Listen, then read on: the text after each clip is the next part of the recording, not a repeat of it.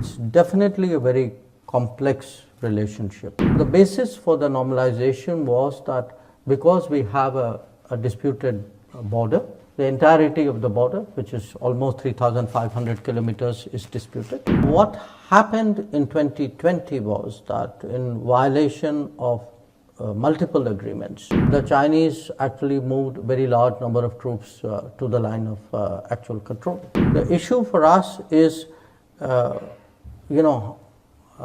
why they have disturbed that peace and tranquility, why they moved those troops. I would say roughly, you can say about 75% of the disengagement problems are sorted out. Trade has got affected and the exchanges have got affected.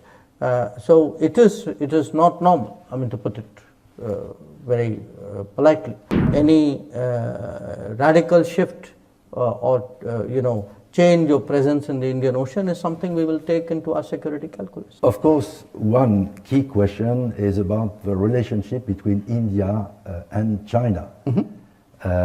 We have seen difficult moments in the Himalaya on the border. We see a kind of competition in the Indian Ocean. How would you describe the relationship between China and India? I'll need a lot of adjectives. I mean, it's definitely a very complex relationship because if you look at it, these are two civilizational states. They have a long history.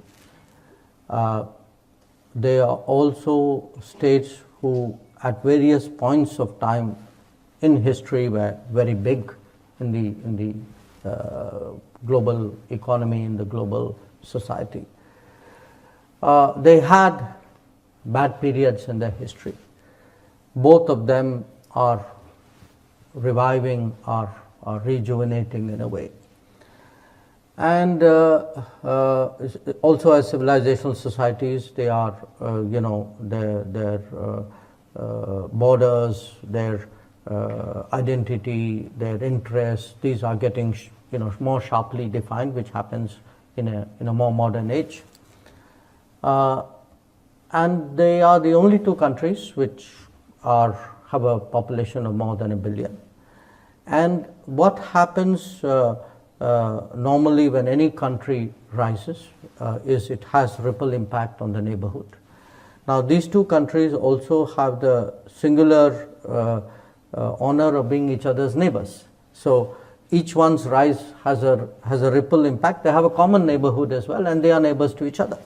So if you look at all these factors, and they have different political systems, they have different economic systems. So if you take the totality of this, you can understand why I selected a safe but expressive word like complex. We had, we've not had an easy relationship in the past. It began reasonably well in the late 40s. There were frictions in the 50s. There was a war in 1962. Then there was a period really from the late 50s till for about 15 years we didn't have an ambassador. We sent back an ambassador in 76. But it was only in the late 80s that really the relationship, you can say, normalized. Now the basis for the normalization was that because we have a disputed border, the entirety of the border, which is almost 3,500 kilometers, is disputed and is being negotiated. So the basis, obviously, for a good relationship, or I would say even a normal relationship, was that there would be peace and tranquility in the border. So after things began to take a better turn in '88, we had a series of agreements which stabilized the border. Then trade began, more contacts, politicians, generals, tourists, all what normally neighbors do. Now what happened in 2020 was that in violation of multiple agreements, for some reason which is still not entirely clear to us, we can speculate on it, the Chinese actually moved a very large number of troops to the line of actual control. at the border. And naturally, in response, we moved our troops up. It was very difficult for us because we were in the middle of a COVID lockdown at that time. They had come out of COVID, that first round of COVID. Now, we could see straight away that this was a very dangerous development because the presence of large number of troops in those extreme heights and extreme cold in near proximity could lead to a mishap. And that's exactly what happened in June of 2020. So the issue for us is, why they have disturbed that peace and tranquility, why they moved those troops, and how do you now deal with this very close-up situation? So we've been negotiating now for close to 4 years.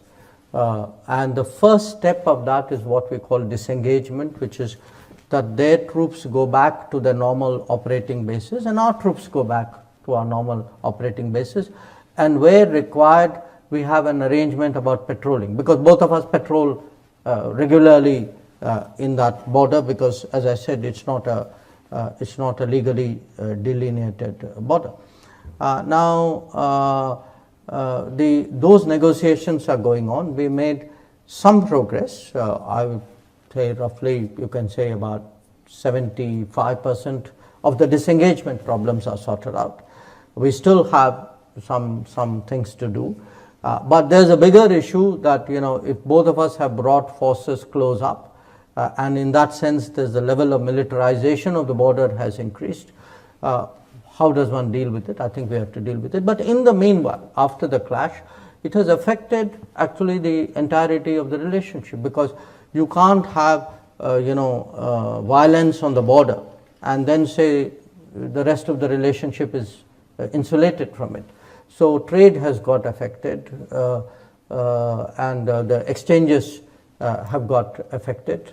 So it is not normal, to put it very politely.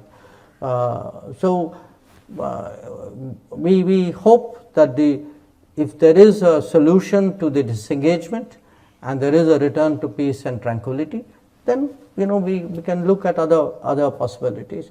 So that is the immediate issue. But I think there are larger issues in respect of India-China. We have long struggled with the trade issue. I've been ambassador in China, so I can tell you from my time there that we are talking, 15 years ago, that we feel that the economic relationship with China has been very unfair. It has been very imbalanced, that we don't have the market access there. They have much better market access in India. We have concerns today, again, this is autonomous of the border situation in various areas, technology, in telecom, in digital, and those are issues. And now, as you've said, we also do monitor very carefully what happens in the Indian Ocean. So for us, any radical shift or change of presence in the Indian Ocean is something we will take into our security calculus.